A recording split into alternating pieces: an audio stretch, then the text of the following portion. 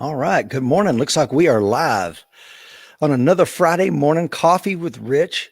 Here in just a second, folks are going to start jumping on. And as they do, let's get some housekeeping out of the way. Thank you to everybody that's going to join me today live on April the 23rd is when this is actually live. And if you're listening to this as a podcast or seeing it on YouTube and you're like, hey, man, where can I find these? Every Friday morning, we have coffee with Rich. We bring on another amazing guest, just like Jim Helly today, my good friend, retired FBI agent. And I get to take an opportunity that most of you guys would love to, and I get to sit down and have coffee with him, ask him questions, etc. So every Friday morning on American Warrior Society Facebook page, we have coffee with Rich. If you're watching us on YouTube, thank you. If you're listening to us on a podcast, I really appreciate you being on today with me. Like I said, I've got Jim Helly on. And thank you to the 15 folks that are already on. My goodness, let's see. Walt is on. Mike Seeklander's on. Tiny is on. Jason Brown, good morning, sir. Jason is going to be a guest next week. Looking forward to talking to you again, brother. John is on. Good morning, John.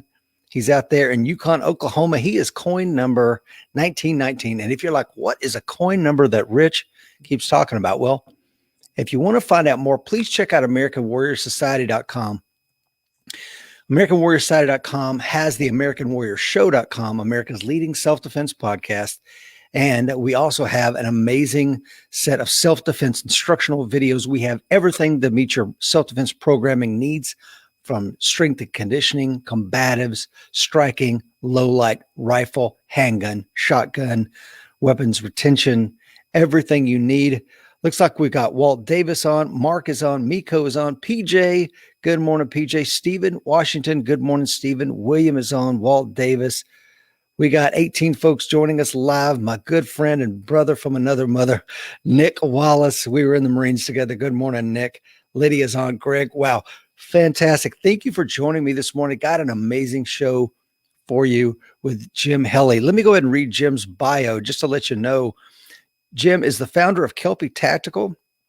After retiring from a 27-year career in law enforcement, including his last 20 years as a special agent with the FBI, he served as an FBI SWAT operator from 2005 through 2018. During his tenure on SWAT, he engaged in hundreds of high-risk missions. Jim has extensive training and experience in a wide range of tactical activities, including close quarters battle, hostage rescue, law enforcement clears, and vehicle assaults. As a certified FBI and NRA firearms instructor, Jim is experienced in developing and teaching students the skills and knowledge needed to utilize firearms safely and effectively. Jim is an accredited instructor in law enforcement and civilian response to active threat events. He holds a black belt in Wing Chun Kung Fu and instructs Kung Fu-based training programs for law enforcement and civilians. Good morning, Jim, and welcome to Coffee with Rich once again, my friend. Good morning, my friend. Good to be here, and thanks for the honor of getting back on the show. Yeah, man, I'm very excited to have you again. Let's see. Greg is on. Good morning, Greg. Coin number 952. My good friend Brett Parker out there, coin number 876. Shooting Performance says, morning, folks. Please share to any groups. Yeah, thank you for reminding me. Dan is on. Gordon, good morning, Gordon from Ohio. Please hit that share button, man, because we got a lot of really good stuff to talk about with everything going on in the news today. Jim is an excellent resource to talk about this. But before we get started, I have one question for you, Jim. Why don't you go fly fishing with Mark and Ray, man? They're setting me up. those are my buddies from Smooth Front 6 range, and we'll talk about them a little bit more. Yeah, that's a good question. So I have to say I'm a huge animal lover, and I have we joke about it because they say, well, we'll throw the fish back in the water, but I'm like, yeah, after I rip its mouth off with the hook, right? So, but they keep at it every Saturday. They're sending me pictures of where they are, and so who knows? Maybe one day they'll get me there. Yeah, it's funny. Yesterday I was chatting with both those gentlemen. Jim, please remind our audience a little bit about yourself. Of course, I just read your bio, but anything that I left out there, sir? Well, just, a quick summary. I grew up in basically like an industrial section of Queens, New York. Literally, I could come off my porch and step on the top of my street, and I could hold my arms out a little bit wider than this, but all the way out. And on this side would have been the World Trade Center, and then the other side would have been the Empire State Building. So I literally grew up about 10 minutes outside of Manhattan. I originally started off in marketing, but I met a boss for the Department of Justice Inspector General's office, and he recruited me to become an 1811, which is what we call a criminal investigator for the federal government. I spent 7 years with them. The whole time I was with them, I had a whole other full-time gig of being a gigging drummer in New York City. So I literally did the New York music scene. That was my ultimate dream was to make it as a drummer. But by the time I was in my mid to late 20s, I realized that was not the course my life was meant to take. So I decided if I was going to do law enforcement for the rest of my life, I wanted to take a shot and try to get into the Bureau. So after a couple of years of going through the process, in February of 1998, I got hired. I was placed in the New York office where I served about the first 12 years. I accepted an assignment down to Nashville. And again, that's where the drumming comes in. I was hoping to start getting some drumming time in the Nashville music scene. And lo and behold, the Bureau would not approve my outside employment. So I started actually drumming for Contemporary Christian Church, which we'll get some of the, I know we're going to talk about some of the faith-based stuff that I'm working on, which was a great way for me to get my life back on track. Eventually, I floated through headquarters, back down to Nashville for a little bit, and finished my career in the Boston division. But I was blessed to be on 3 amazing SWAT teams, the originally New York, then the Memphis team, and eventually the Boston team. And that was a life-changing event for me and best part of my career. I decided to retire in 2018, trying to spend more time with my kids while I still had them around before they left off to college, and figuring I wanted to try to get a new career going while I was still semi-young. And so that's where I've been working on right now and trying to get things going. So it's been a good ride. I've had a blessed life. I like that reference, Jim. Semi-young. I'm gonna start saying that. That's me, man. It's all in perspective, right? I have friends who are older than me, and they still call me kid. But you know, for most people, especially when I left the SWAT team, I was one of the old guys by far. So it's all, yeah. Yeah, when I retired from the Marine Corps 10 years ago, man, I was the old timer by far. Let's see, Jim. You brought something up I wanted to touch on. You know, you were talking about what you've been up to these days. Can you tell us a little about Kelpie Tactical, how you started that, and what you guys are kind of into right now? Yeah, so I started Kelpie Tactical looking for a way. Originally, I did some contractor work for other companies, but particularly most states and Rhode Island, I needed a place to set up my own LLC for tax reasons and for protection. So it's firearms based, but I've been working with the 2 gentlemen you referenced, Ray and Mark. We started a project, we call it Iron Sharpens Iron. It's a biblical reference to working together, and we use our skill sets to sharpen each other up. And we've been broadening our perspective. We've been doing a lot of situational awareness workshops for people. We're actually going to go back onto that smooth front 6 range that I talked about next week, and we're putting a new class together that's going to entail mostly up close shooting and teaching civilians how to do some self-defense moves before they get to their firearm, and then some in close shooting too. So, but another thing that I've started going through, and I'm hoping to be certified in June, is actually a critical incident stress management team member in Rhode Island. So that's an organization based here that is working with first responders, so they have a place to go and a place to talk to people and get resources when they've gone through traumatic life events. From 2017, which is one of the last studies that was done regarding suicide rates, 2017 was one of the first years where we lost more first responders to suicide than to actual online death events. And that's just not acceptable. It's really something's got to be done. The study said it was something like 3 to 5% of most first responder organizations have some type of suicide prevention program built into their system. And we need to do more than that. So I'm working with some great people. Once I get once I get that certification, we're actually hoping to put a team together and work with the program in Rhode Island State, where we can actually be recognized as a piece of protocol. So when a first responder is in an event, they can be, as part of the debrief process, sent to us and reach and talk to us. So that way the stigma is not on them trying to reach out, because I know even myself, I mean, I remember seeing things online where the Bureau would send things out and say, hey, if you're having issues, there are people you can talk to. And in the back of my head, I'm going, yeah. And then I talk to somebody, I get yanked off the SWAT team. They move me off the squad that I love.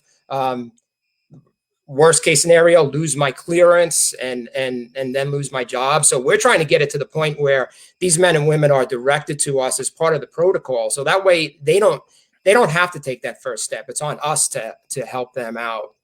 And the challenge for me also is I'm trying to get a faith-based initiative into that. I'm working with my pastor.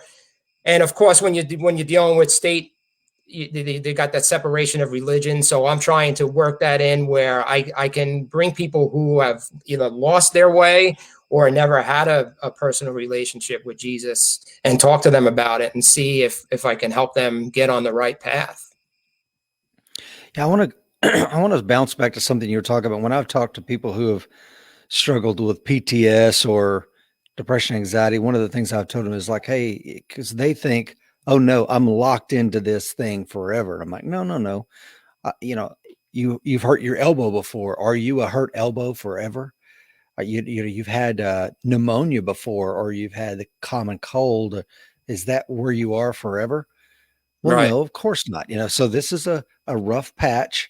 We're going to give you some tools that you can use on your own, and you'll be back in the fight in no time, man. It doesn't have to be something that you carry around forever. And I think if people would just realize this, both at the administrative level, the tactical level, that, hey, man, tools and send you out the door. The intent, I think you might agree, Jim, or not. I'd invite your response, is to get these guys in, give them some tools, and get them back in the fight. Would you agree with that?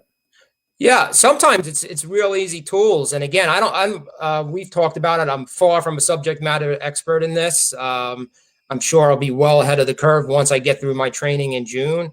But yeah, some things it's just as easy as somebody directing somebody on the pathway and something they never thought of before, and trying to nip it in the bud before it becomes an even bigger problem. If we can talk to them and help them with their mental, before they start looking into other things to help them, the addictions that we see all the time, the dangerous activities, and unfortunately, the suicides. Everybody, we call suicide, it's the permanent solution to a temporary problem. Yeah. And we have to nip that in the bud so these people realize that there is hope and there's a way out of their problem. Absolutely. So please like and share this morning. Share this content. If you're watching on YouTube, please hit that subscribe button. Also, I wanted to say, this is round 2 with Jim. If you want to watch round 1 with Jim, I've got a link for you in today's show notes where you can do that. Mark says, on the road in Ontario, Canada. Good morning. Walt Davis says, good morning, Dan. Ted is on from Central Mississippi. Will Parker says, I'm missing the show this morning. I'm on an airplane from Montana to Wisconsin. Good morning, Will.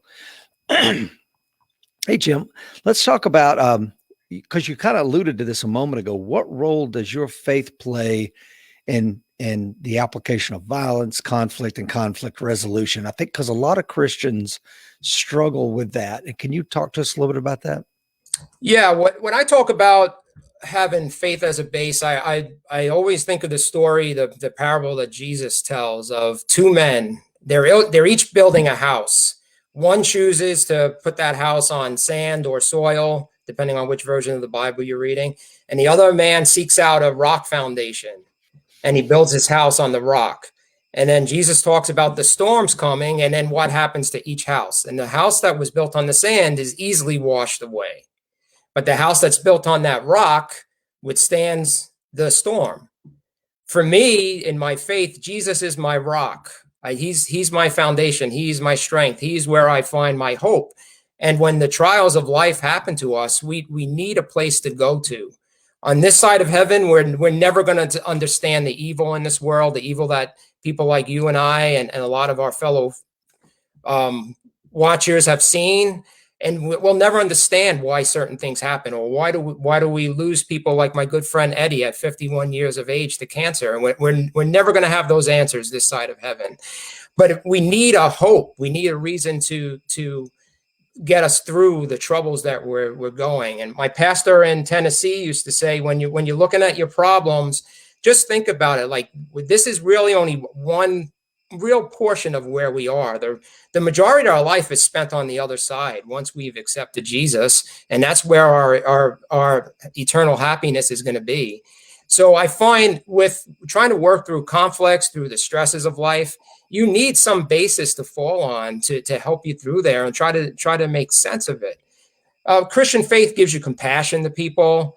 If you're able to put things in perspective, that person who cuts you off and flips you the bird, do you really need to go after them and start chasing them through traffic to get even with them? You don't. And that's how I see my faith. It's a reality perspective. Hey, and we're all human. I get angry in traffic. I get mad when my dogs go and dig up the soil in the yard. And, you just got to take that step back and say to yourself, like, really, is this worth even getting your blood pressure elevated over? But, that's something, until I came back to my faith and started really listening to what my pastor had to say, it's not something I followed in a large part of my life or my career. I let things get to me that I never should have allowed to reach to that level. So when you were kicking doors with the Bureau, were you outside your faith at that time? So no, I was in my faith most of my Bureau career. So I would never say I grew up Catholic, Christian. I always had a conversation with God. So I would never say I was out of my faith. I just didn't have the personal relationship with him and Jesus that I have now. But I was always a Christian. I always was a faithful person. So, So 2000, I got transferred in 2010. That's really where the light went off in my head to get my faith back on track. And I call that the power of one. It took one individual, an agent in Nashville, to invite me to his church. And I went to his church, and that was the start of my journey again. Yeah, I like that. I think, the power of one, man, never underestimate that. And those that you're close with, they're watching you at all times. And oftentimes you'll see, like, there's something about this guy that makes him more calm, more grounded. You can see the way people kind of gravitate toward that guy. And more often than not, when you dig below the surface and find out, it's because they have a personal walk with Christ. Have you seen that to be true? Yeah, I mean, perfect example. I'll bring up my relationship with Mark and Ray. We say it's a God ordained meeting. So I'm here. I am a guy who left 27 years of service. It's a big jump to go from law enforcement and law enforcement training to try to break into the civilian market. And Mark and Ray were already entrenched in that arena. And on paper, you would say we're competitors, right? And they could have very easily just taken their thumb and squashed the whole process for me. They were well ahead of where I was in their relationships in the part of Rhode Island where I am, the community, the training community. And it was the exact opposite. They opened up their doors to me. They welcomed me in. Mark got me started, helping me with my website. He did all my graphics. We're starting our Iron Sharpen Iron project together. It's amazing. And that's I am by far convinced that was a door that God opened for us. Yeah, agreed. Okay, so please like and share. As you can tell this morning, we are just getting started. I want to talk to you, switch gears just a little bit and talk to you about, recently LeBron James, NBA player, he tweeted actually a photo of Officer Nicholas Reardon, who was the police officer up in, I think it was Columbus, Ohio. Yeah. That unfortunately had to use lethal force to stop Micaiah Bryant's stabbing of another person. And he texted out saying a picture of this officer saying, "You're next, hashtag accountability."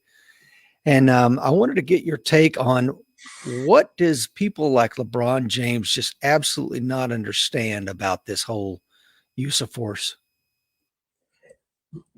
You know, you go back to the old saying, like you'll never understand somebody until you walk a mile in their shoes.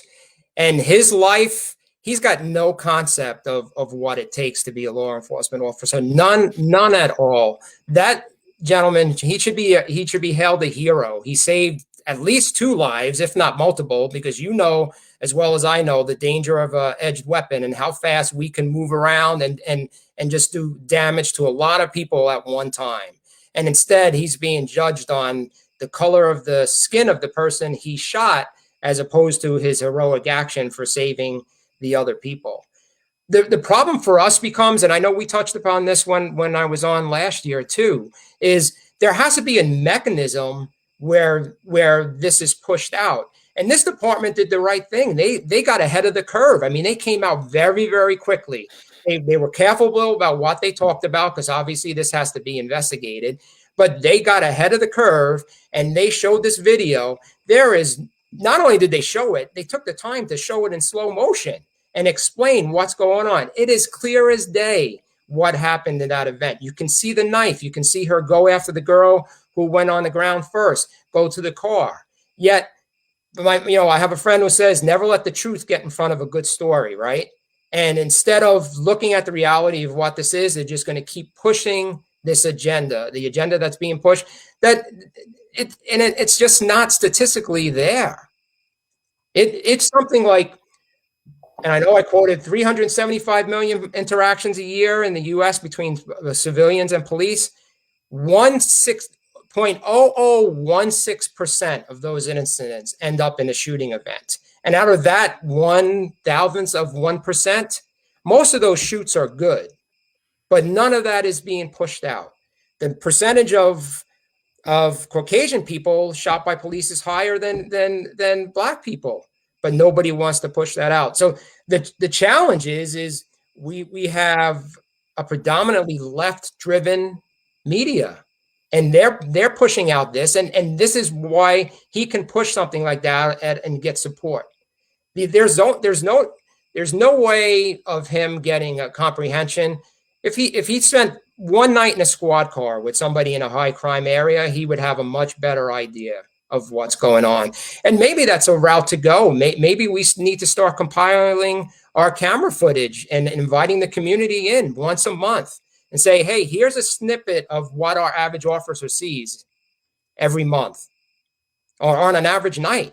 And people are going to have a completely different concept. And I know, I think somebody else on your show talked about it too. There have been times where police departments use simunitions, the guns with the paint bullets, and then the community members who have been bad-mouthing them, they put them through scenarios, and these are some of the first people to use that weapon when it shouldn't have been used.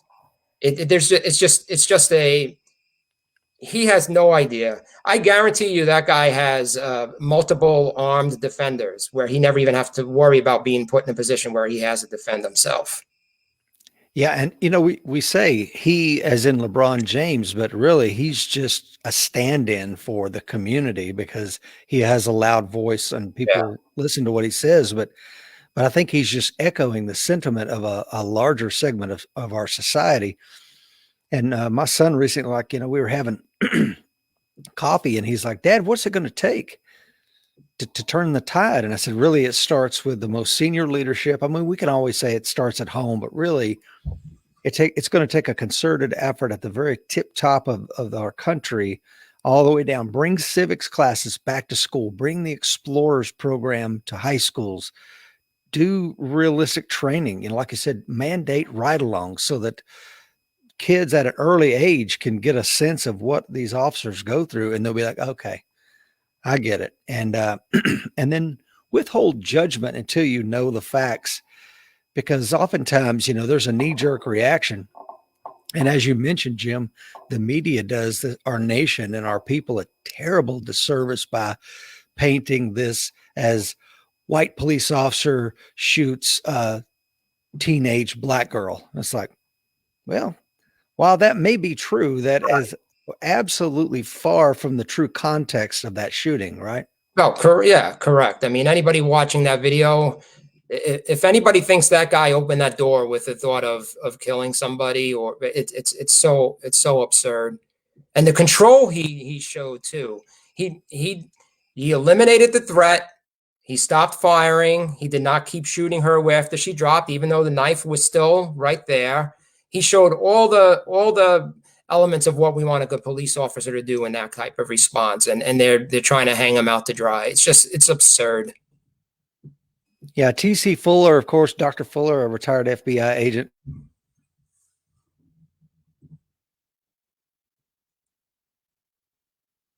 All right, I think we lost Rich. I'm going to pull up my phone. If people have questions, I'll take some questions while we're waiting for Rich to come back on. I think we lost Rich. I'm going to pull up my phone. If people have questions, I'll take some questions while we're waiting for Rich to come back on. I think we lost Rich. I'm going to pull up my phone. If people have questions, I'll take some questions while.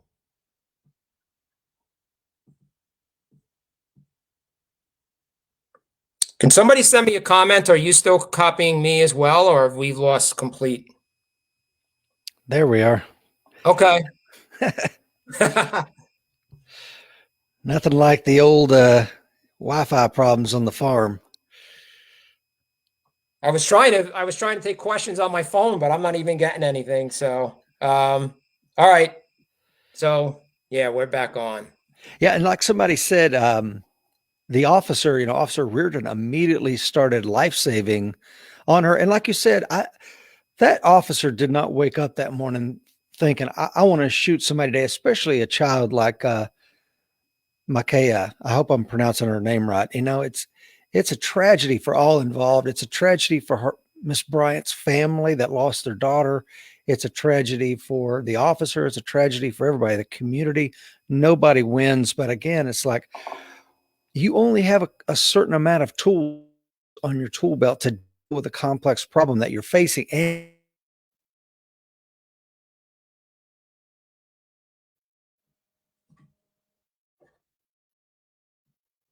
All right, we lost Rich again. Can everybody hear me?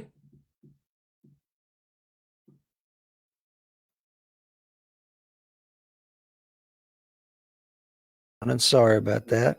That's okay. But anyway, what say you, sir? Yeah, I think what was your last comment? Because I kind of lost you about him not waking up that day. Yeah, exactly. Yeah, it's absurd. And even given today's environment, do you think any right-minded police officer wants to use their weapon in a deadly force situation? I mean, they're under such scrutiny now.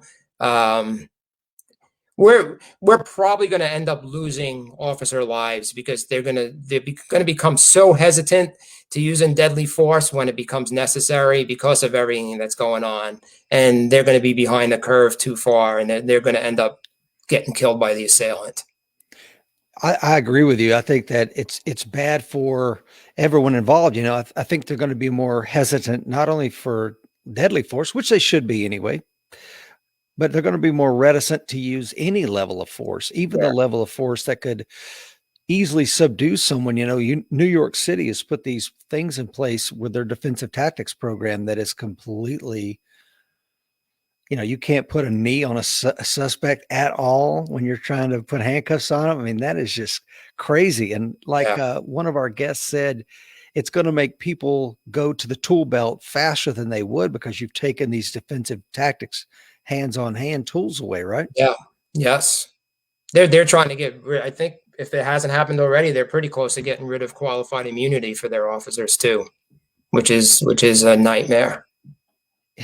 It is going to be a nightmare, man. And I tell you, if that happens, there's no way I would want to be, because here's the thing. We ask these police officers to go into the community.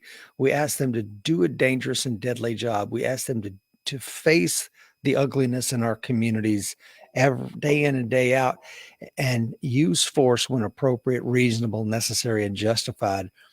And then we go, oh, by the way, but we're not going to give you any umbrella of protection while you're doing that. None. Right. It's unacceptable. Yeah, it's crazy. And TC says the Ferguson effect is only getting worse. Mark says, can we all chip in and buy Rich some real internet speed?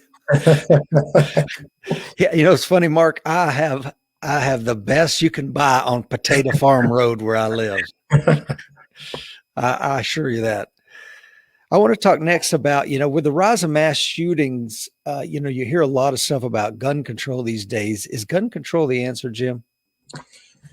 It's such a complicated topic. And I'm far from an expert on it. I mean, I believe in some types of control, background checks. State of Rhode Island, you have to get a blue card before you can buy a handgun, and different types of wait periods, not being able to buy a gun in one day, that type of stuff. So, I'm cognizant. Where I'm hesitant, and if you told me 5 years ago that I would be saying this, I never would have believed it, especially after doing 27 years in law enforcement. But in the back of my head, I really question why they're trying to pull the measures that they are. Like, why are they trying to take our weapons? Because the laws that they're putting in place, particularly the ones that were recently seen on the State House in our state, they're going after the law-abiding citizen. They're not going after it. A sign that says gun-free zone, that doesn't stop a criminal. All that is saying is, hey, strike here because nobody else is going to have a gun. It's absurd. And when I see what they're doing, I say to myself, I'm not convinced that they're really after the safety of their citizens. We need to be pushing the whole mental health issue. And not only that, enforce the laws that are on the books. We've become, and I'm all for, and I know you worked in the correctional facilities. Yes, we have to do rehabilitation. There's no doubt about it, and that's for when they come out to be able to have success. Because if they can't have success in society, the recidivism rate is on. But at the same time, we have to be willing to punish the criminal. We have to be willing to enforce the laws. And if we kept these people in jail, then they would not be out there committing the crimes. And for the high crime areas, you need to be pushing proactive police. We talked about this on the last show. Those people in those high crime areas should want a stronger police presence, because that's how we get the guns off the streets. That's how we stop the violence. But instead, we're seeing the exact opposite. We're seeing defund the police. We're seeing even up to our president having this type of talk where they're demonizing our police officers. So in my mind, I start seeing this whole gun control issue as more of going after the people that, why are they coming after us? So it's a tight topic. I don't think it should be loose change where you can just go grab a gun and buy it without showing ID or some type of system where the serial numbers are registered. But make it common sense laws. I mean, there was somebody up here who was talking about currently in Rhode Island, a concealed carrier can carry on school grounds, and they're trying to get rid of that. And she was saying, oh, well, all we're trying to do is, it might happen where somebody's carrying their gun and they put it down and a student grabs it. And I'm like, you have no concept of what the average concealed carrier person is, because nobody in their right mind is going to put that gun down in a school. And as a father with children in the school system, yes, I want concealed carriers on the premises, because I know, and the people I see in my training community, the average response up here, maybe 10 minutes. There's got to be somebody there who can help put an end to the threat, and people who are willing to step up. And so it's a slippery slope. It's a very complex issue, but those are my thoughts on it. I think it comes down to they're trying to control us more than I feel comfortable with it. No, I totally agree with you. And it's only the it's only the law-abiding citizens that truly understand and will take great pains to stay within inside the legal confines of these things. For example, let's say I have an AR pistol build. So I've got an AR pistol. So it's got that barrel length that's less than 16 inches, Yeah. and it's got the brace on the end, and I'm completely within the confines of the law. But I take it apart, and I'm working on it here at the house, and then I accidentally put it back together on a collapsible stock, no longer the brace. Now I just committed a felony. Right. Or I'm at the school, like you said, Jim. When I would pick up my kids at school, I'm a concealed carrier in the state of Tennessee. You can drive on to the school property with your concealed carry firearm on you. You just can't get out of the vehicle. One time I had a teacher like, "Oh, Mr. Brown, can I tell you something about Aiden? Can you come here for a minute?" I'm like, "Oh man." So I get out of the vehicle and walk over there. I'm like, I get back in the car, and my wife's like, "What you want?" I'm like, "Well, I just committed a felony, So it's all these things that people that don't care about the law, they do this. They don't care. They're going to carry a gun. They're going to get a gun. They're going to hurt people. I mean, we have laws against committing murder already. Do we, like you said, Jim, I have to wonder what the motivation is. Why are they so keen on disarming everybody? What is the end goal here?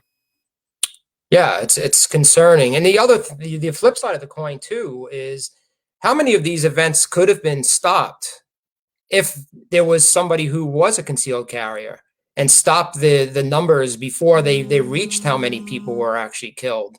If you look at a lot of the communities or the situations where these happen, they're in very restrictive carry communities. So the odds of somebody being there who could put a stop to it are low. And these guys know it. They know if you look at states that have concealed carry, the criminals don't target the communities where they think people are going to be armed. Yeah, William April used to talk about this. Dr. William April, God rest his soul. He would say that when a concealed carrier would draw a gun to prevent crime, the criminal would think, well, this is not fair. I mean, they literally felt like you're getting in the way of me making money here. Yeah. To stopping me. Right. And like you said, Jim, these mass murderers are absolute cowards. They go where the gun-free zone sign is and hurt children. They don't go to like NRA convention or a law enforcement convention, right? Right. Right. But let me ask you this, sir. If gun Yeah. control is not the answer to stop the mass shooting, to stop this crime, I would ask you, what is? Well, I think I touched upon it before. I mean, one thing we have to start looking at is the mental health care in this country, and years ago, and I would never say bring it back to this, but years ago there were facilities where they would send people who needed to get some type of help, and it was mandated, and they were left there. I saw it when I was stationed in Providence. We would have people show up at our building and just outright severe mental issues, and it was all we could do was try to get them, even if we can get them into a facility for 3 days. And most of the time that didn't even happen, and they would come back, and we would talk to them, but eventually they get sent upon their way. But we need to address that issue. But I also come back to I am a believer that if you do the crime, you do the time. And there is just a revolving door justice now where these people are, especially in New York, they put out that list, and I don't have it in front of me, but some very violent crimes where they're being released even without posting bail. And then just they're out doing it again. So I think we need to enforce the laws that we have in place already and make sure that if you commit a violent crime, you spend a good amount of time in an institution and not being put back out on the street. Because if we keep releasing them, then they know, oh, I'm not afraid of the law. I'm just going to do this. I'll spend a little bit of time and I'll be out again, and I'm going to do it all over again. It's just absurd. Yeah, I agree with that, man. I think that the intent of a 3 strikes law, where Not where you have 3 felonies, you steal a set of Callaway golf clubs and now that's, because they cost so much money, you've committed this felony because of money, but 3 violent felonies, because you and I both know what it takes to get a conviction. Right. And how many violent crimes you committed before you got caught and before you got convicted. So if we get those people 3 convictions for a violent felony, man, I think you forfeited your right to walk around in society. Am I going too far? No, because I think if you look at the reality also too, if you've been convicted of 3 violent felonies, it's pretty likely that you were arrested before and pled out to a lower charge. So you're not looking at somebody who's just committed 3 violent crimes. You're more than likely looking at an individual who makes their livelihood through that means, and then just in the process, one, they don't get caught, right? So now you take those numbers and add it onto the table. Then the charges that they pled out to lesser charges, so it's not considered a violent felony. So you're more than likely looking at an individual. If he's been caught 3 times, God only knows how many violent crimes he or she has committed that aren't on the criminal justice books. Yeah. TC Fuller asked, what kind of recidivism rates are you seeing up in Rhode Island? Are you aware of those numbers? I don't know. Yeah. He also says spree killers are looking to victimize, not for a fight. It's why they target schools and churches, not police stations. Yeah, and that's true. And I think it goes back to your mental health piece. What is wrong with these people that this is what they've decided to do? I can't understand it, because like someone else said this morning, they don't think like we do they? Right. The next question I wanted to ask you, Jim, was given your incredible background, what can the average American do to make themselves harder to kill? What are your thoughts on that? So outside of joining the American Warrior Society? Yes. Anybody who joins today, I get a commission on, Rich. That's right. So, I say the greatest tool God gave us is between our 2 ears, our brain, right? That is where everything starts. And Mark and Ray and I, in our Iron Sharpens Iron workshops, we talk about it. Situational awareness. It's the mindset of situational awareness. Not only, if you look on paper, the easy definition of situational awareness is just looking at an event that's happening and predicting what's going to happen in the future. Is this going to become a threat event? But it's more of just getting the mindset. And I liken it to, and we talk about this in our class, is it's 2 things. One is it's not going to happen to me. And unfortunately, it does happen. It's got to happen to somebody. I stress this to my kids. It's just a bad way to go through life, because I'm not saying live in a state of paranoia, but we have to take we have to act. I talk about consistency versus complacency. Like have consistency in place. If you're on a 1st floor apartment and you open up that window, when you close it, put the locks on. Why are you going to close that window and leave that open? We had a horrible event, and I don't remember where it took place in Tennessee, but it was while I was stationed in Nashville, where a young man went to the gym and he didn't lock his front door. He left his wife there, and they eventually caught the guy who did it, but he admitted he was just going through the neighborhood and he was just looking for an easy hit, checking doorknobs. If the door was locked, he moved on. He gets to this young man's house, door is unlocked, lets himself in with intent of robbery and burglary, but sees the pretty young wife who was at home and decided to just completely victimize her, and eventually he killed her. And it's things like that, just a simple lock of the door, because it is going to happen to somebody.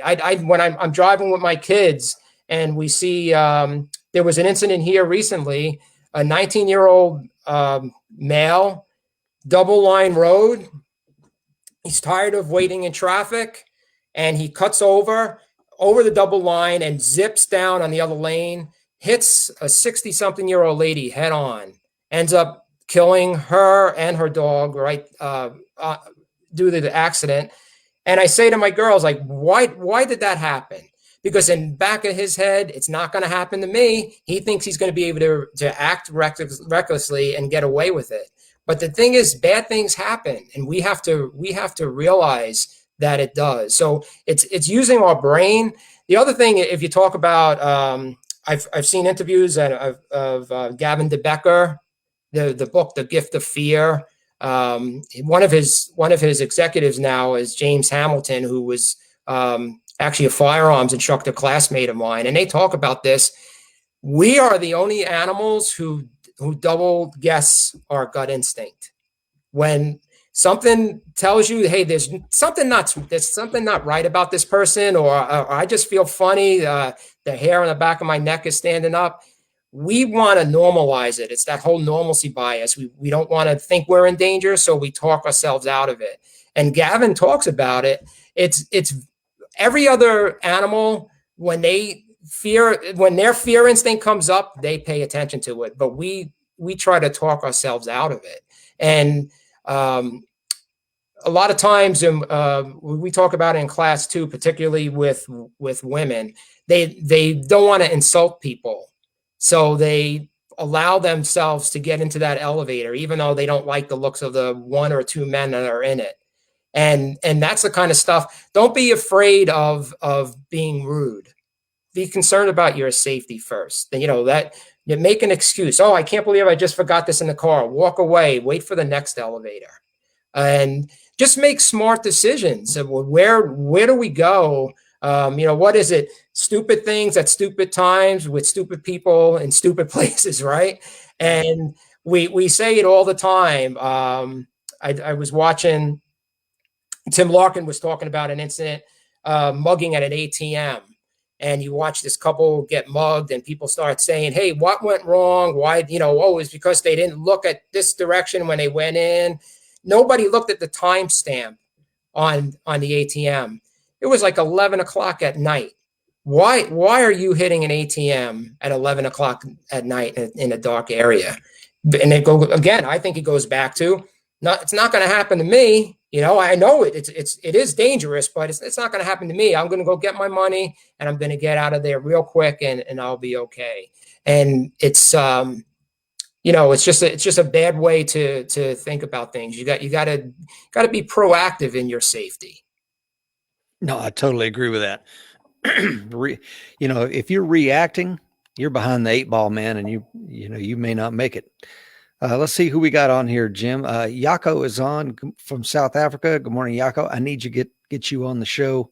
Let me know. We need to do that. PJ says, I think there has to be a large educational part to this to bring things around, but that's looking at the long term. I think there is far too much focus on the day-to-day now, albeit somewhat necessary, and none on the long term. Yeah, true. Brett says, Mindhunter details many serial killers who go where doors are unlocked. And he's right. If you look at like Ted Bundy went to that sorority down in Florida. I don't remember if it was the door was unlocked or a window, but he saw some firewood stacked up next to the door, grabbed one of those logs and went in and beat several women to death with it. So again, it's like this idea that, if we take guns off the street, Shazam, murder's not going to happen anymore. It's absolutely insane because a killer's going to use whatever he has to. One of the scariest killers recently died, I think, from brain cancer in prison. His last name was Duncan. And he drives by a house. He sees 2 little children playing in the front yard. And his sick mind says, oh, okay, I'm going to come back, kidnap them, and rape them. So he goes and gets a pair of night vision goggles and a hammer and some zip ties, comes back to the house later that night, zip ties the entire family, bashes their brains in with his claw hammer, and takes the children, rapes and murders the little boy. These people are sick beyond imagining, and they're methodical and they're planning and execution. So we need to be just as methodical with how we plan and conduct ourselves as defenders. Would you agree with that? Yeah, I definitely do. And I think, Mark Ray and I talk about this in our class too. And Dr. William April's, our friend we lost last year, and he would say it. They don't think like we do. But we can't let that get in our way. And we talk about in the class, like never go to the second location, right? If they're trying to get you someplace else, we used to call that a crime scene, because statistically, most people do not survive that second location. Or if they survive it, they've gone through such traumatic events that they are going to be dealing with for the rest of their lives. But we have to get people to understand there is evil out there. And if I'm holding a gun to your head and I'm saying, take me in your car, I promise you, when we get over to the bank, all I'm going to do is I'm going to have you punch your pin in. I'm going to get your money, and then I'm going to let you go. Why are we believing the person who is holding that gun to our head that, okay, yeah, once I get to this next location, he's going to become he or she is going to become a decent human being and let me go? It just doesn't work. And so we say, you know what? If they're trying to get you to a second location, you bring the fight there, and you do your best. And it was something else I was going to allude to when you talked about what can the average person do. I'm a big proponent of getting some type of basic self-defense skills, some type of at least open hand skills. I know Joe Saunders talks about it in his Managing Violence podcast. Very rare is a person who follows that 10-year plus span and gets their black belt. But you can put together a good program, even a couple of week program where you get people coming back and getting some basic hand skills and at least learning some basic techniques of how to get yourself out of trouble.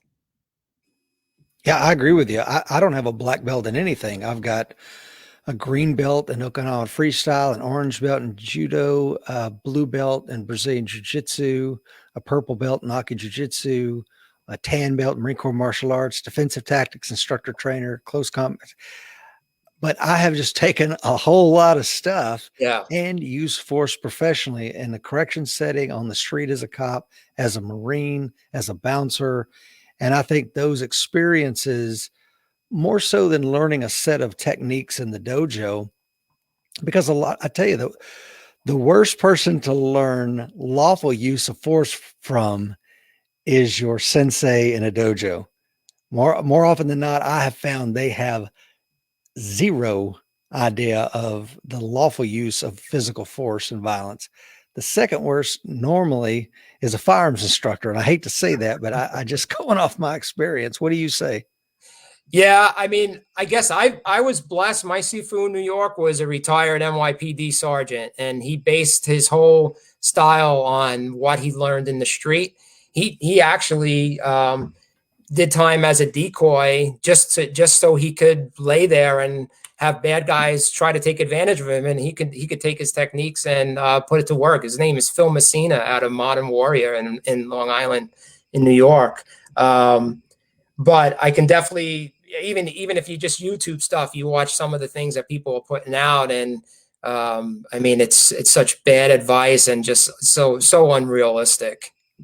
Well, and I would say a lot of the techniques are solid. I'll use just one as a stand-in for many. There's a really well-known trainer, and he says, yeah, if you're trying to stab this guy and he reaches out with both hands to stop the blade, you circle around and cut through his hands and then put the blade back into work. And I'm like, yeah, that's murder, bro. If another human being is trying to stop you from stabbing them with their hands, you cut their hands off your knife so you can go back in.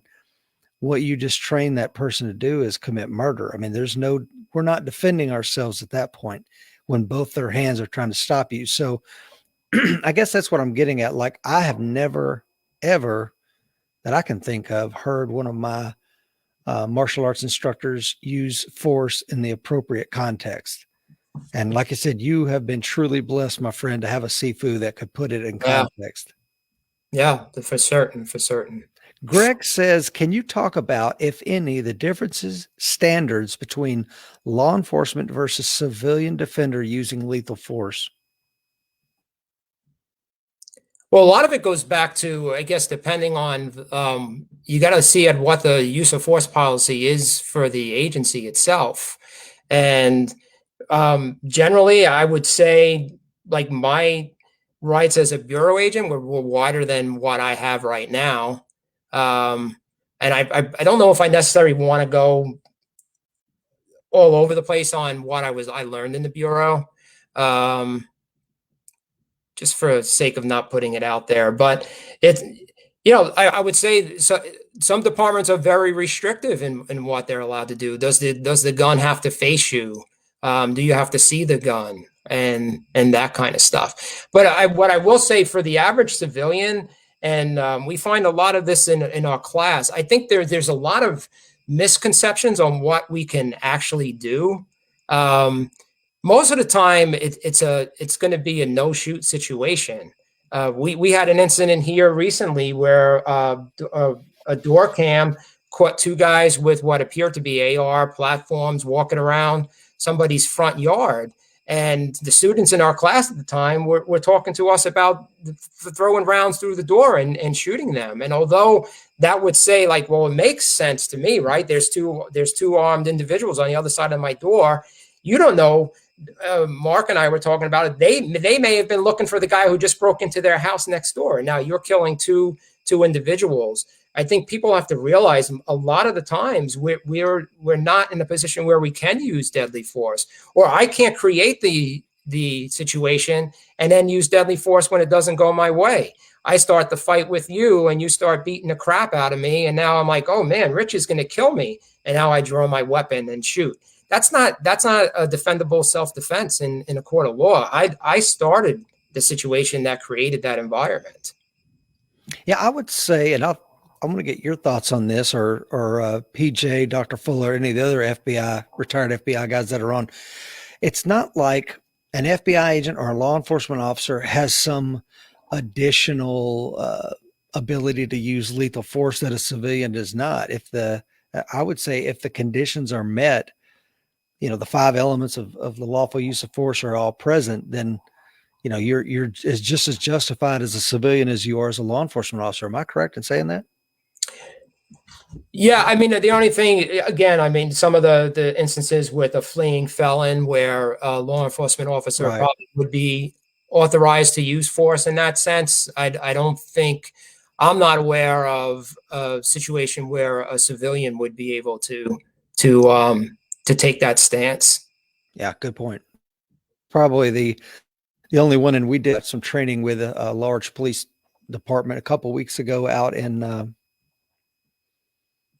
not going to say where it's at, but anyway, and one of the SWAT operators shot an armed man in the back because, and this guy's in his yard, he's pointing his weapon at the police, he's pointing the firearm at his head, and and the helo circling above sees a mother and her children behind the house next door, and they tell the operators, hey, this is going on. The mother and her children have gone inside the house. And as soon as they see that guy take the gun away from his head and start walking toward that house where they know the mother and the children is, and the officer looks and sees that front door is open, he shoots the guy in the back. He's like, I'm not going to wait for him to get inside that house with that woman and her children. We're going to stop this right here. Yeah. And it was a good shoot. But like you said, could a civilian get away with that? Probably not. And would he have gotten away with it if he didn't have that other knowledge that there was somebody else in there? Yeah, exactly. No, probably would not have. Gladys says situational awareness is key. I'm agreeing with everything you're saying. Tiny says knives kill more people than all rifles combined. Bruce says little late, but good morning, gentlemen. Good morning, Bruce. Jason Brown says at some point we have to realize that they aren't wrong when they say that gun control saves lives. They are purposefully lying and deceiving us. John says we have a very divisive society encouraging from the left. Yako out in South Africa says, what I have picked up is that most people want to do the tactical stuff, but the awareness part, like Jim said, is lacking. Very true. Defensive skills, etc., is but extra tool in your toolbox. First, you must be able to identify the threat.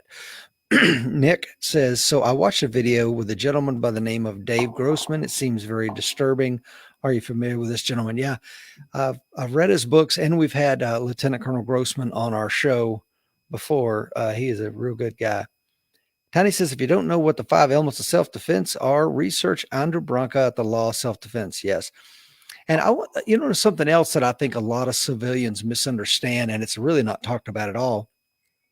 In the law enforcement context, Jim, as you know, we have this thing called the use of force continuum, how we scale up and scale down the use of force continuum. And of course, it doesn't mean that we have to methodically go from one to the other.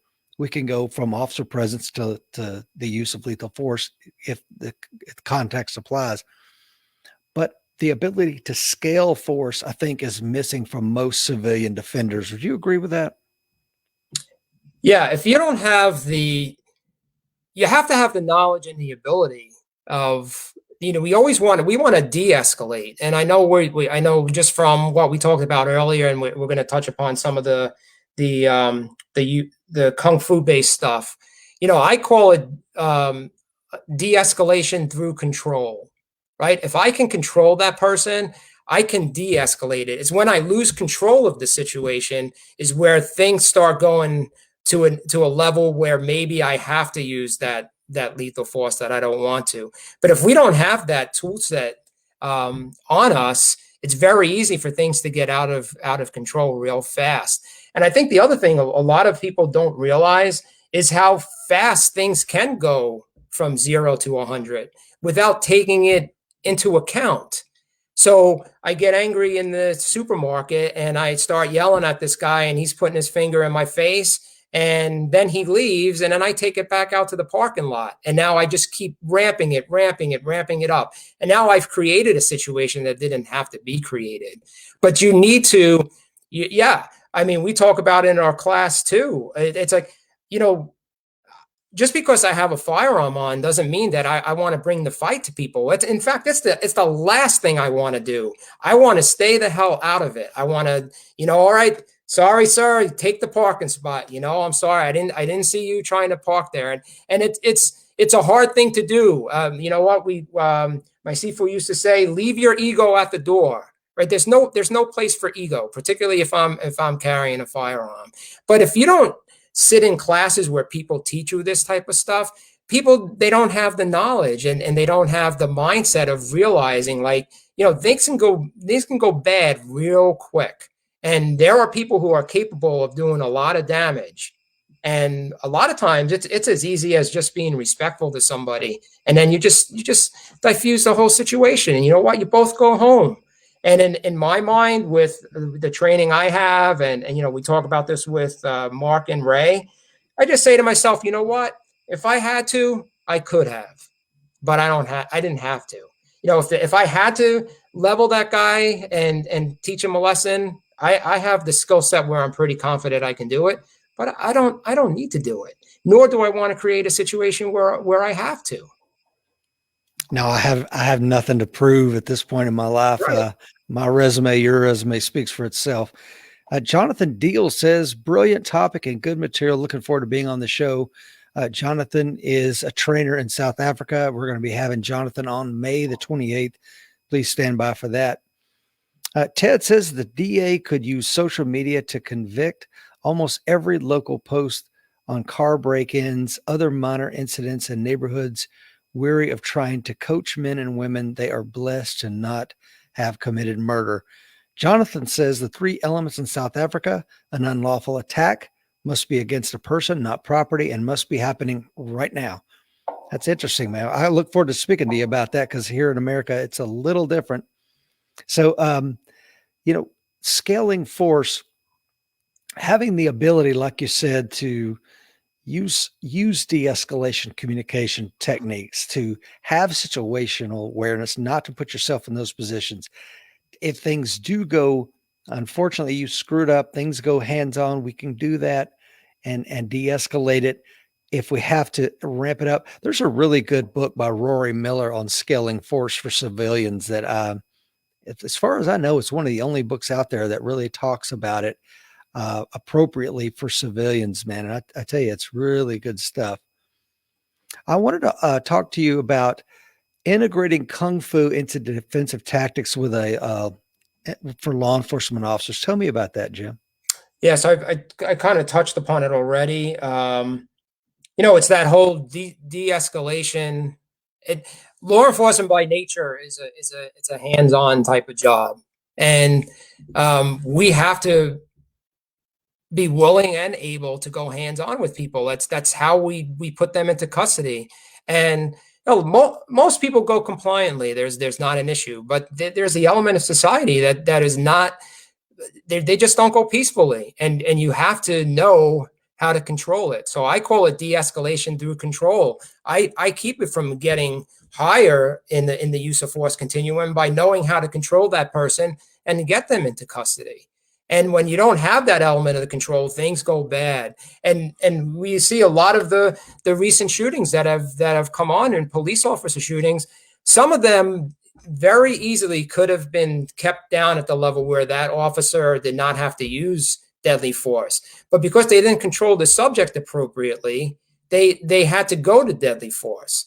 Now, I know on our coined member webpage, probably about 4 weeks ago, was the incident with the police officer who the gentleman had the big stick, and they confronted him. He started charging at the police officer, and yes, is a stick deadly force? Yes, particularly if you're going to hit that police officer and knock them unconscious and now get his or her gun. But that officer never, as we call it, stepping off the X, like moving to the side. He backed up in a straight line, used no technique of trying to find cover. There were empty-handed techniques that he could have used if he had some type of skill set to prevent that from happening. And even the tragic shooting of, what was it, about 7 days ago, with the officer who was on the video, she appeared to believe she was using her taser, but actually shot the individual. If you go back and watch that video, they had a time at the outside of the car where that gentleman should have been in custody, and they very easily lost control of him and got to a point where he got back in his car, presented the threat. She thought she was going to use her taser, but unfortunately pulled her handgun instead and killed him. But it doesn't have to be. I was just in New York. I met my Sifu through other points of contact, and his Kung Fu based program worked for me. But it doesn't have to be Kung Fu based. It's got to be some semblance of being able to control the person. And if you want to be a law enforcement officer, you have to be willing, even in this environment we're in, you have to be willing to go hands on to take people into custody. It's just the nature of the job. Yeah, I totally agree with you. And I think that to the one about the suspect was on the outside of the car, there's a very big officer there that could have, as soon as he starts moving toward the vehicle, he's becoming non-compliant. I'm like, why are you not putting this guy on the ground? Why is he not, I just didn't understand that, of course, and they allow him to get back in the vehicle, and it ends up in a tragedy. PJ Tahoe, morning, sir. He says, that knowledge gives you confidence and options. It does not make you predisposed to violence, quite the opposite. Correct. I agree with that. Most of the most dangerous men I know are also the most calm and respectful men I know. Would you agree with that? Oh, for sure. It's that confidence that, again, going back, even the what I was saying before, knowing in the back of my head, if I needed to, I could, right? But when we get it in all things in life, when we get insecure about our abilities, then it affects our ability to act effectively, because we fall we let panic control our decisions and our fear. And you need to have some semblance of able to control yourself. That situation, and that's why we talked about it on the last show too. I say anybody who's doing law enforcement nowadays, particularly the young recruits who are coming out, seek some form of self-defense training outside of the academy, because particularly in New York now, what the NYPD is going to be teaching, when that goes to fruition, is going to be very useless. Yeah. And you're going to need some semblance of control. And like everything else, if you don't use it, you lose it. And so you have to keep practicing. You have to keep on top of it. Yeah, my jujitsu instructor, who's also a federal law enforcement officer, Cody, he has been on the show before, and he's a BJJ black belt. And him and Samuel Braga, who's like 12-time world champion, they're doing Adopt a Cop, where they're paying for some officers to come through the training. Yeah. And it's like Brett Parker, who's a retired law enforcement officer out in California. He says there are some cities that pay for their officers BJJ training and to do it on their own time. And guess what they have found? Use of force issues are down, injuries are down. Yeah. So it's but we got to do it. And one of the things, I don't remember if we talked about this last time you were on the show, Jim. Well, let me back up before I go there.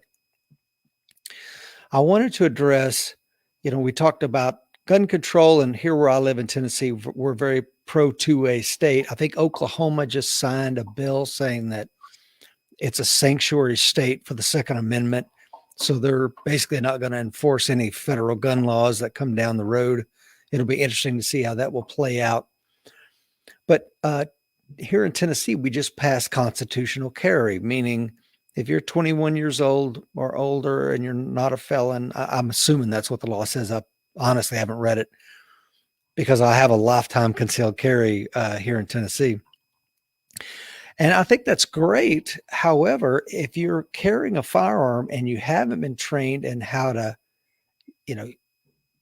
use it correctly, I think all you're doing is probably setting yourself up to go to prison, because the average Joe or Jane out there really don't understand the laws of using a firearm. And there's a case that attorney Andrew Branca, when we bring him out for Warrior Week, he discusses a case right here in Tennessee in Murfreesboro where a woman was approached. Do you know this case, Jim? The Walmart parking lot. I listened to him a lot, so maybe as you say it, maybe it'll refresh my memory. So this woman is, she's walking to her car. She's approached by a guy, and he comes up to her and he's like, "Hey, can I get a light?" She draws her firearm from her purse, tells him to get back. Well, he gets back all right. He runs into the Walmart, calls the police. They arrest her for aggravated assault because she was not in reasonable fear to draw that firearm and point it at another person. So again, I say, just because we give everybody the right to carry a firearm, if you don't understand when it's appropriate to use it, like this poor woman who's in her late 60s, she's facing 8 years of prison. Yeah. And it didn't have to happen.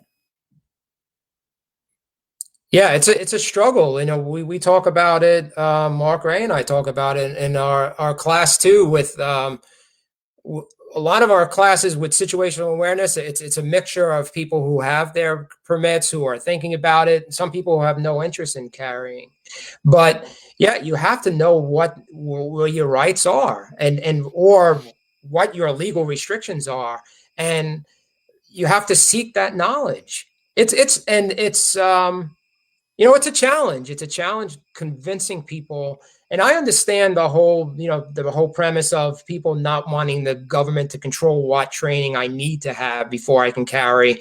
And so then the pendulum swings and that becomes so restrictive that it's impossible for me to pass every class, and therefore I'm not carrying. But at the same time, we would never give our 16-year-old child the keys to a Indy 500 car and tell them to go on a track and open it full speed ahead, nor would I do it. I don't know how to drive well enough to do that, but you do need to have some type of training.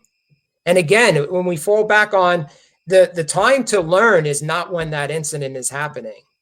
And so if you have no training at all, we fall back to our standard of training. And if there's no training whatsoever, then what are we even relying on? And you're right, that's where things go bad. And that's how a woman like this finds herself facing a felony conviction for what she thought was a mere act of telling somebody to stay out of her face. Yeah, it's like I'm with you, totally with you, Jim. I don't want any more government involvement, but again, it's like, okay, no problem. Go ahead, constitutionally carry, but you need to pick up Andrew Branca's book or some other product that's going to give you the knowledge that on how you can do it, because it is a slippery slope. And another thing, when I think back to Officer Reardon, these law enforcement officers out there are making use of force decisions in a split second that courts will and judges and juries and lawyers would agonize over for weeks. Well, he doesn't have weeks. Right. He's got a millisecond to make the right decision. And it was a Supreme Court decision. It was Brown versus United States of America, where I think it was Justice Holmes that wrote the opinion piece and said, detached reflection cannot be required at the end of an upturned knife or something like that. And his point was, we can't ask these officers making these use of force decisions to have this detached reflection when they're facing down a man trying to kill them. Right. And I think that's so true. And we, the officers who find themselves on trial, where we hope and believe that our system still works, but the public trial that comes out on our 24/7 media stream is nowhere near close to that standard. And that's one of the problems we're dealing with right now.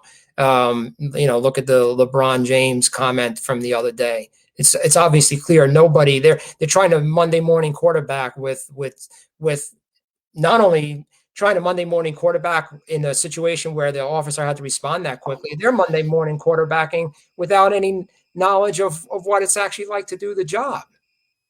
Yeah. That'd be like me watching a fighter pilot doing his thing. Go, why did he fire his missiles at that angle of attack? Right. It's like, I have no idea. Exactly. Or a neurosurgeon, it just doesn't, I'm not qualified to even open my mouth about those types of things. Paulina says, great information. John says, it is our responsibility to teach others, to inform them of how they should become responsibly armed citizens. I agree with that. Ted says, great information. Thanks. He's got to go. Thanks for being on, Ted. I want to ask you, Jim, because I don't remember if we did this last time you were on the show. Right. Did we talk about best day, worst day? We did not. Okay. If you would mind sharing that with us, a lot of the viewers really find that instructive.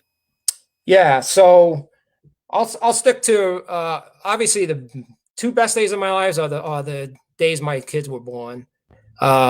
Professionally, I would say the best day of my life was when I got my phone call that I was accepted onto the New York SWAT team. I had it was something I had aspired to do. It's a very competitive, especially in New York. We had upwards of 35 to 40 guys trying out, and my first two times I didn't make it. And I remember the third tryout, every tryout had a panel interview, and I knew most of the people on the team and even the senior team leader.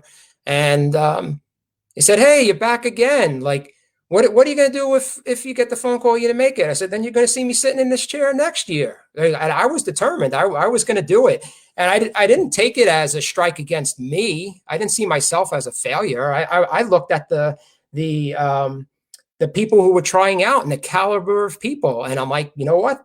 They had a better 3 days than me. That doesn't mean I don't deserve this. And I worked my rear end off, and I got that call finally. And it led me down to an amazing 13 years of my career that I could never repay. I mean, I've met amazing people.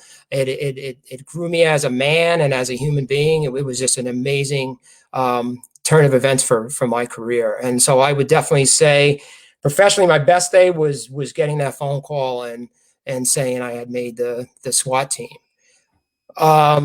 Worst day by far, 9/11. Very hard for me to talk about. I was a New York agent on a terrorism squad. So I saw the second plane hit. I responded to the World Trade Center, stepping over plane parts of buildings, debris, literally standing on, if you look it up on a map, Vesey and Church Street, standing on the corner and just, I go back to seeing the second plane hit. I was standing next to my friend, Detective Bobby Rivera, who unfortunately has since succumbed to 9/11 related cancer. We saw the second plane coming, didn't even realize. I literally said, "What the f is that guy doing? Like he's way too low." I could see him coming from the south, coming up, and just, I mean, once he hit the building, it was like watching a Hollywood movie. Two images I'll never forget: the fireball that came out of the building, and the number of pigeons that are in downtown Manhattan that hit the sky that when the explosion happened. So we responded, and literally, I'm standing on Church and Vesey, looking at these buildings burning, and saying to myself, "How are they going to put these fires out?" And I get a tap on the shoulder. Hey, have you signed in yet? And I said, no, I haven't signed in. And like, hey, there's a sign-in sheet in the building, 100 Church Street. So myself and probably about a half a dozen of my squad mates walked in to sign in, and heard a loud moaning noise. We actually thought it was another plane coming in. So we started looking for cover. I actually started down a staircase, but I realized it wasn't an exit. It was down into a basement. And I said to myself, screw this. I'm not getting buried alive in this basement. So we hugged a marble wall, and all of a sudden it was pitch black. And then all this debris and everything else started working its way through the doorway of the building we were in. And eventually people wandering in and started telling us, yeah, the one tower went. So it's a very bad day. Eventually we got ourselves out of that building and backtracked around. By the time we came back around, the second tower had gone. I told my kids, it was like being in a Godzilla movie. I could not believe these two buildings, like I said in the beginning of the broadcast, they were erected while I was alive, and I could see them. And now I'm looking at remnants of what was, and it was, and then everything that came afterwards, the following day of seeing pictures of people jumping, people trapped on the top floors with no way of getting out. It was just horrific.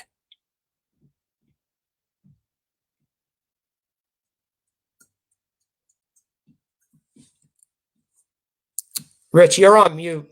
Yeah, sorry about that. I was saying my brother was stationed up there in New York with the Coast Guard at that time, and he ended up doing port security. In that, because again, if you think back to that time, we didn't know what follow-on attacks were coming. Right. And so to your point, you're on a terrorism squad, you're in New York City, you just watch this go down. I would imagine that you guys were probably like, well, what's coming next? Yeah, and that was, there were multiple reports of the plane in Pennsylvania had not gone down yet. Yeah, I mean, and then the following weeks were just chasing down leads and trying to figure out what was going on. I will say, if anything good came out of it, the support at the time that law enforcement got was amazing. We could go into neighborhoods where, the week prior, I'd have to be looking at the brownstones to make sure that people weren't dropping bricks on my head while I was walking into the building, and people were welcoming us in. So, that was something good that came out of it. But people are still suffering today. I've lost friends. I lost friends that day. Multiple, bureau agents. I think we're over a dozen now of agents who have succumbed to 9/11 related cancers, the NYPD and the fire department. I mean, they've had so many deaths due to the sicknesses that have came from inhaling all that crap. Yeah, I can't imagine. I was in Cookeville, Tennessee, at my recruiting station that morning, and I remember it vividly. I couldn't imagine, Jim, being there in your shoes that day. Just to bear witness to that level of violence. Oh, awful. But again, speaking of the level of violence, you can ban guns, but look what 19 motivated people were able to do with just some box cutters and the will to employ them, right? Right. And using ingenuity, right? I mean, they prior to that day, how did most hijackings end? the plane was landed someplace, and a lot of times negotiations, sometimes a tactical team had to take over, but they knew that the people would think that that's what was going to happen, and they use it to their advantage. Yeah, so I think this idea that we'll ban guns and bad things will stop happening. It's never going to stop happening as long as there's someone out there that wants to hurt another person. I would like for you to, if you could, when you were talking about being accepted onto the SWAT team, was one of our mutual friends, Jim S., on the team already? Oh yeah, he actually made it the same year I did. No kidding. Yes. So he was one of my not mates, as we used to call them, new operator trainers. Yes. Good man. Good man. He is a good man. And I tell you, having trained with those guys a year or so ago, had the opportunity to shoot with them and train with a lot of the operators on the New York team. There are some studs, phenomenal shooters, great men, and we're lucky to have them watching our back. Yeah, it's a great team. I was blessed with 3 amazing SWAT teams. I joked around. My goal was to hit every one. I just got too old. I wasn't able to get transferred anymore. Yeah. Let me tell you, Jim, I would like for you to kind of get out your crystal ball or whatever you want to call it. And what are your thoughts and concerns regarding the new administration, the pandemic, the economy, wherever you want to take us in the coming weeks, months, even years? Looking ahead, what concerns you, and what does the average American that's concerned about preparations or self-defense, what do they need to be keeping on the radar?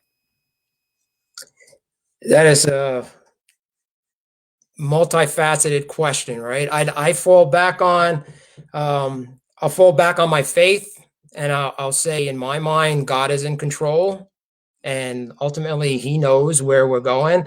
I will tell you, as the father of teenagers, I am very concerned about where this nation is going. I don't like the agenda that's being pushed out. I don't like the control by the media. If you told me a couple of years ago that the president of the United States could have his social media shut down, I never would have seen that happening. And so, yeah, it's very concerning. I think people, I think we need to we can't fall back on the government for everything. And I think people have gotten to the point where they've become very reliant on their elected officials to control their lives and make decisions for them. And for what I see, most of our officials, they've got their own agenda, and the agenda of the average citizen of the United States, at least my friends and my family and the people who I interact with, I don't think we're on their agenda. And I see what's being pushed, and every republic has its failing points, and we're over 232 years old now, the ratification of the Constitution, and I'm seeing things that concern me on whether are we actually able to survive what's coming down the pike. And I think we need to take a step back and take a look at the agenda that's being pushed, and not be so reliant on thinking that the people in office are looking out for our own good. And that's, again, I started off by saying, and I think that I just have to say to myself, God's in control, and this is going to play out how He wants it to play out, and we'll see where it goes from there. Yeah, and I agree with you. The idea that a sitting president could be locked out of communicating with the nation, it blew my mind, and I didn't see anybody getting really excited about that. I'm like, okay, guys, this is unprecedented. I mean, imagine if during the Cuban Missile Crisis that Ma Bell or whoever was in charge of the phones back then said, you know what, we don't like nuclear proliferation. We're going to shut the phones down. We don't want Kennedy talking to Khrushchev, and we're just not going to let that happen. And so we're going to shut his phone off. I mean, it's unprecedented, the ability to do that. And I don't care what anybody thinks about Trump, because if you celebrate when they do that to the guy you don't like, then you're going to have to celebrate when they do that to the guy you support. Would you agree? Yeah, I mean, in one sense, it's a statement of the greatness of our country, in a sense that these people actually could do that and not worry about an assassination crew coming in and finishing them off, right? But we have to be concerned about when certain people are allowed to control everything that's being pushed out. It makes it very hard for the average American to get a good picture of what's going on in this country. Yeah, there's so many things concerning me. And another thing, I know you're not an economist, Jim, obviously not. But when I see things like another $3 trillion stimulus, and here we go with another $2 trillion stimulus, and I don't think people understand what a trillion is Right. when I hear this. I mean, they really, like, guys, the difference between a billion and a trillion is ginormous. And just for context, you reached your billionth second on this planet when you hit 32. If you're watching this morning or listening to us on a podcast and you're not 32 yet, you haven't lived a billion seconds. If you're over that, hey, congratulations, you've lived a billion seconds or more. But nobody will ever hit a trillion seconds, because to do that, you'd have to live 32,000 years. So these numbers are vast. They're going to have consequences. And you talk about our republic being 232 years or whatever we are. If you look at why Rome fell, part of it was the debasement of the currency. And guess what we're doing with our currency? So again, neither you nor I are economists, but I say again, keep this kind of stuff on your radar. Would you agree, or am I off base there? No, I mean, I think you're straight on. I mean, it's and when you start seeing about who controls a lot of our economy and where the ownership goes and what countries are buying up our real estate and our businesses, and that's an even greater cause for concern, because when they call in that debt, what are we going to do? Yeah. So, Jim, once again, it's been an amazing show. I've had you on here for an hour and a half. Thank you so much. The time just flew this morning. Yeah, my pleasure. Yeah. What are some things that you'd like to leave the audience with this morning? Well, I like to, I think two things. For me, the first one is always falling back on my faith on Jesus Christ. And Mark and Ray and I do it. We call it an altar call during our classes. And I know John on American Active Self-Protection says spiritual fitness. Do you know where you're going if this is your last day? And so I always encourage everybody, if you've stepped off your faith or you don't have it, investigate who this Jesus Christ is, because he's got a saving power that moves us beyond our lives here.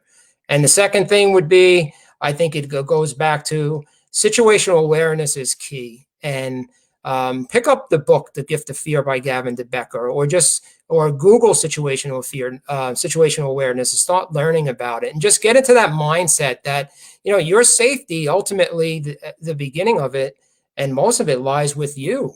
You have to know, particularly if you have a family, that you have to know how to defend yourself, and look at what's going on in this country and don't accept everything for face value. Start looking at what's going on and why certain things are being done. Because I can tell you, I can't just make the decision to stopping for stop signs. I can't make the decision. I'm not going to pay my real estate taxes anymore. If I don't pay my electric bill, then my electricity gets cut off.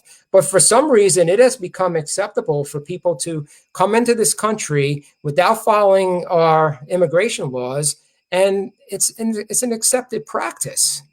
I'm all for it. I'm second generation. My grandfather came over from Scotland, and I'm all for opening up our arms and welcoming anybody in. But it should be done following the letter of the law, and we should be holding people accountable for not doing that. Yeah, agreed. Absolutely agreed. Jim, it's been another amazing show, sir. It's an honor every time I get to sit down with you. Uh, I truly enjoy it, my friend. Guys, listen, if you enjoyed today's content, please share it to someone that really needs this stuff. I think Jim has given us a lot of things to consider today. And I just want to remind everybody the fight is coming. Be ready. Thank you, everybody.